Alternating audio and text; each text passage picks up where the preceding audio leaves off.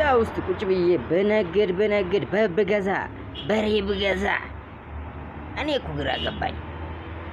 እና ደግሞ እዛ ሄድኩ ነገርኩ፣ ፍየል ገዛው፣ እዚህ መጣው ጨርቅ ገዛው፣ እዛ ሄድኩ ቡቲክ ከፈት፣ እዚህ መጣው። ያልሰራሁት ነገር የለም። አሁን የመጨረሻ ፍርማ ላይ ልንደርስ ነው ከኢትዮጵያ ጋር። ምክንያቱም አላዋጣኝ። የመጨረሻ ፍርማችን ልንፈራረም ጫፍ ላይ እየደረስ ነው። የሚገርማችሁ ነገር አንደኛው ፍርማ እኔ ሰይፉ ፋንታሁን ጋር መቅረብ አለብኝ፣ ፍርማውን ለማረጋገጥ ማለት ነው። እሱ ጋር ካልደረስኩ አልፈመስም አለኝ።